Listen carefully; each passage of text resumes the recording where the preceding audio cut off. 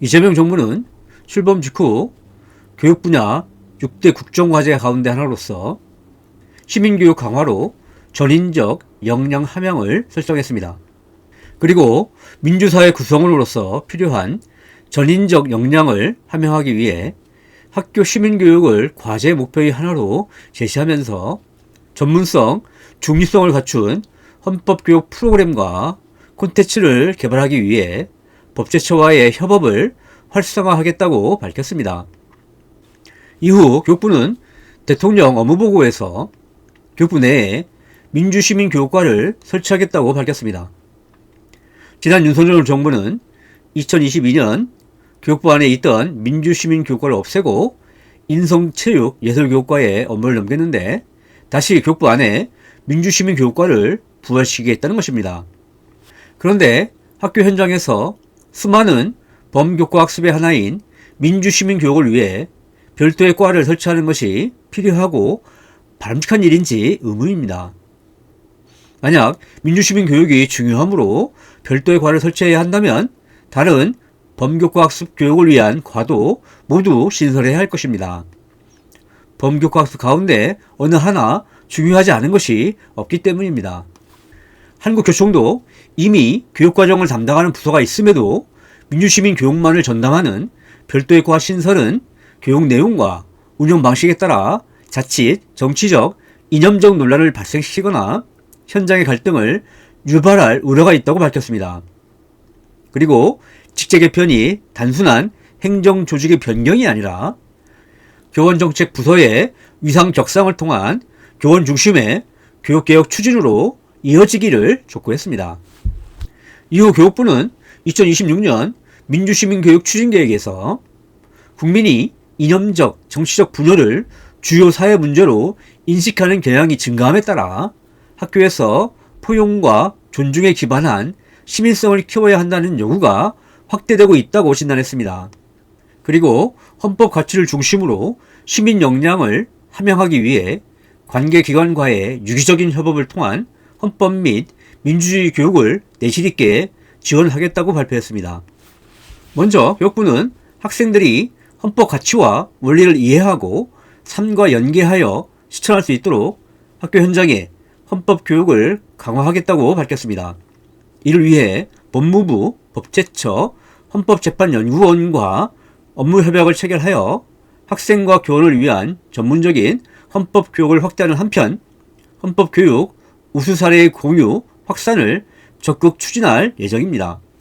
문제는 법무부, 법제처, 헌법재판연구원 등이 학생들을 위한 교육기관이 아니라는 점입니다. 한국교총도 지적했듯이 학생의 발달 단계를 고려한 교수와 학습 방법론 등 학교 교육의 전문성과 연계되지 않은 외부 강사 중심의 교육은 현장에 안착하기가 어렵습니다. 더구나 지금 학교 현장에서는 민주시민 교육을 비롯한 범교과 학습이 과도하게 많아서 교사와 학생 모두에게 부담이 되고 있는 시점입니다. 지금 창의적 체험활동을 통해 범교과 학습을 실시하고 있는데 그 주제가 방대할 뿐만 아니라 많은 실수를 이수해야 합니다.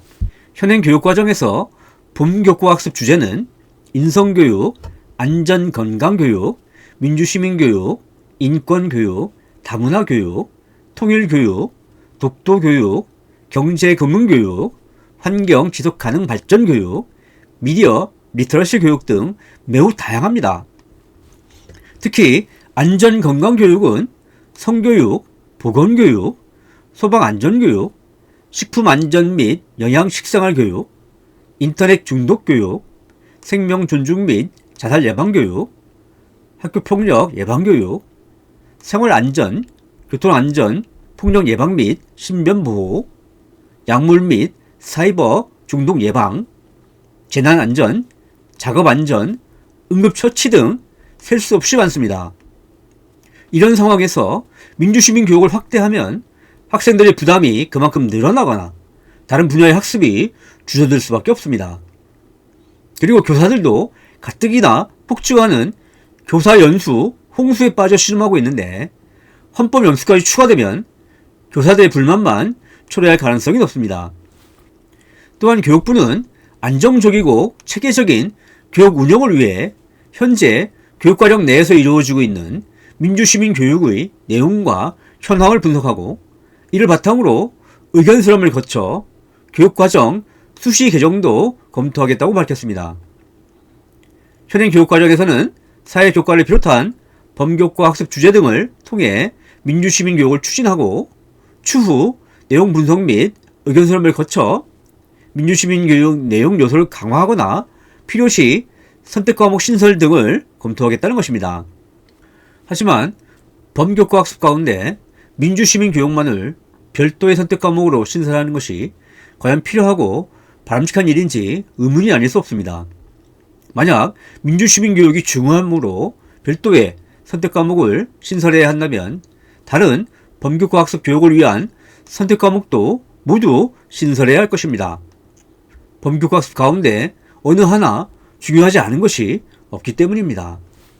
한국교총도 민주시민교육이 특정 정책 영역으로 분절화되거나 별도의 교과를 신설하여 추진될 것이 아니라 전 교육과정 전반에 걸쳐 모든 교과 속에서 자연스럽게 구현되어야 할 본질적 가치라고 강조했습니다. 그리고 별도 교과를 신설하는 방식은 교육과정의 비대화를 초래하고 교육의 분절화를 야기할 수 있다고 지적했습니다. 다음으로 교육부는 교원이 학교 현장에서 헌법적 가치를 존중하며 자유롭게 토의 토론 수업을 할 수 있는 교수학습 원칙을 마련하겠다고 발표했습니다. 민주시민교육의 기본 원칙이 반영된 시도교육청 조례 등을 참고하여 교수학습 원칙 예시안을 만든 후에 사회적 논의를 거쳐 법제화를 추진하겠다는 것입니다. 교육부가 제시한 토의 토론 중심 수업을 위한 교수학습 원칙 예시에는 헌법적 가치 존중, 사회 현안 토의 토론 활성화, 학생과 사회 현안의 연결, 교육 자료의 정보 출처 확인 및 공개 준수, 강압적 주입 금지가 포함되어 있습니다. 문제는 수업 시간에 사회 현안에 대해 토의 토론을 활성화하고 학생 삶과 사회 현안을 연결하겠다는 것은 학교를 정치판으로 만들 수도 있는 매우 위험한 발상이라는 것입니다. 교육부에서도 진단했듯이 지금은 국민이 이념적, 정치적 분열을 주요 사회 문제로 인식하는 경향이 증가하고 있습니다. 이런 상황에서 수업 시간에 사회 현안에 대해 직접 다룬다면 학생과 학생 간에는 물론이고 교사와 학생 간에도 구군이, 극좌니, 일찍이니, 이찍이니 하는 정치적 대립과 갈등이 나타날 가능성이 매우 높습니다. 교육부는 교사의 강압적 주입 금지를 포함시키면 문제가 없을 것으로 보고 있는 듯합니다. 1976년에 독일에서 마련된 보이테스바흐 합의는 학생들에게 특정한 견해를 강제로 주입하거나 교화해서는 안 된다는 강제성의 금지 원칙, 수업에서 현실 세계의 다양한 논쟁적 사안을 다루되 여러 입장을 균형 있게 제시해야 한다는 논쟁성의 유지 원칙, 학생들이 스스로 현실적 상황을 판단하고 참여할 수 있는 역량을 길러줘야 한다는 정치적 회계 능력 강화 원칙을 제시하고 있습니다. 하지만 수업 시간에 교사들이 강압적 주입금지 원칙을 준수하고 있는지 점검하고 강제하는 것은 거의 불가능합니다. 교원들이 강압적 주입금지 원칙을 준수하면 교육의 정치적 중립성이 보장된다는 말도 교원들이 정치적 중립을 위반하지 않으면 교육의 정치적 중립성이 보장된다는 말처럼 동화 반복일 뿐입니다.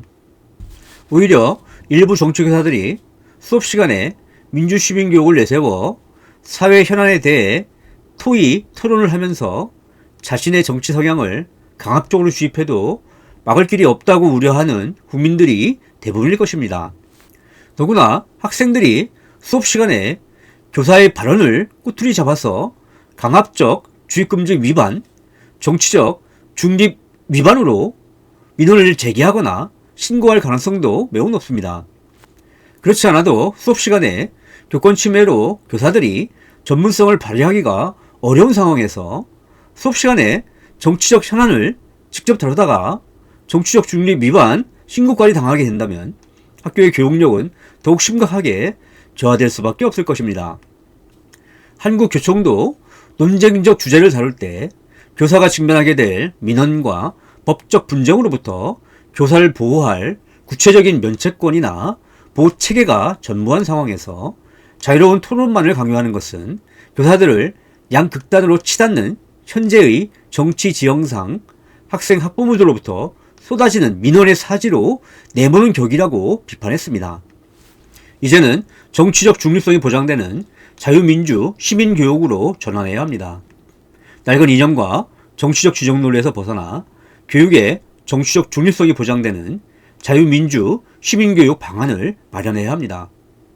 극운이 극좌니 일찍이니 이찍이니 하는 정치적 갈등과 대립을 초래할 위험성이 높은 사회 정치적 현안이 아니라 법치주의와 산권 분립 등 자유민주주의의 기본 원리를 내용으로 하는 자유민주 시민교육을 실시해야 합니다.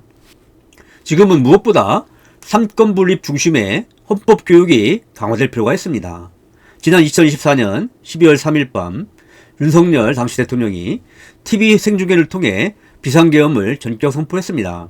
그런데 계엄 포고령에는 국회와 지방의회, 정당의 정치활동을 금지하는 등 삼권 분립을 부정하는 조치들이 포함되어 있었습니다. 다행히 국회의 제적의원 과반수가 해제를 요구하면서 계엄은 몇 시간 만에 사실상 무력화되었습니다. 이 사태는 결국 헌법재판소의 탄핵 심판으로 이어지면서 많은 상처와 혼란을 남기고 수습되었습니다. 행정부 수반인 대통령의 과도한 권한 행사를 입법부와 사법부가 견제하면서 사태를 민주적으로 해결한 것입니다. 한편 대통령이 비상계엄으로 탄핵되면서 치러진 선거에서 당선된 이재명 대통령이 취임 100일 기자회견에서 선출 권력인 입법부가 선출되지 않은 임명 권력인 사법부보다 우위에 있다는 말을 한 것도 놀라움 그 자체입니다. 그렇게 따지면 국민 다수가 직접 선출한 대통령을 선출되지 않은 임명 권력인 헌법재판소가 파면하는 탄핵 제도는 하극상으로서 국민주권주의에 반하는 반민주적인 제도가 됩니다. 이런 논리는 국민 다수가 선출한 대통령이 발동한 계엄권은 통치행위로서 사법적 판단의 대상이 될 수 없다는 논리와도 다르지 않습니다. 자유민주주의의 기본 원리인 삼권 분립은 선출된 대통령, 입법부와 대등하게 선출되지 않은 사법부의 독립성을 인정하는 것입니다. 국민 다수에 의해 선출된 대통령이라고 해서 선출되지 않은 임명 권력이라는 이유로 사법부의 독립성을 부정하는 것이 바로 독재입니다. 우리가 지난 비상계엄 사태에서 확인했듯이 국민 다수가 선출한 행정부 수반 대통령이 폭주할 때 막아서는 수호자가 바로 사법부입니다. 이미 학교에서는 민주시민교육으로 아이들에게 삼권 분립을 가르치고 있습니다. 앞으로 선출 권력인 대통령과 입법부가 임명 권력인 사법부보다 우위에 있다고 가르쳐야 하는지 묻고 싶습니다. 몽테스키에가 주장한 삼권 분립의 핵심 의미는 국가 권력을 입법권, 행정권, 사법권의 세 개로 나누어 각각 독립된 기관에 맡기고 이 기관들이 서로 견제하고 균형을 이루게 함으로써 권력의 남용을 방지하고 궁극적으로 시민의 정치적 자유를 보장하는 것입니다. 권력이 소수에게 집중되면 부패하고 남용될 수 있으므로 권력이 권력을 견제하게 하여 독재의 위험을 방지하고 시민의 자유와 권리를 보호하자는 것입니다. 우리 헌법 제1조 제1항에 대한민국은 민주공화국이라고 규정되어 있습니다. 모리치오 비롤리는 공화주의라는 책에서 공화국을 법과 공공선의 기반을 두고 주권자인 시민들이 만들어낸 정치 공동체로 규정했습니다. 그리고 공화국은 한 사람의 지배이건 한 분파의 지배이건 또는 공동체의 이익에 반해 그들의 이익을 우위에 놓는 다수의 지배이건 간에 무제한적이고 원칙이 없는 권력에 그리고 독재정에 대항한다고 강조했습니다. 지금 민주공화국 대한민국 교육의 당면 과제는 정치적 중립성이 보장되는 안전한 학교를 만드는 것입니다. 민주시민교육이라는 미명 아래 낡은 정치적 이념이나 진영 논리를 주입할 것이 아니라 삼권 분립과 법치주의 등 자유민주주의의 기본 원리를 내면화시키는 중립적인 자유민주 시민교육을 강화하는 것이 급선무입니다.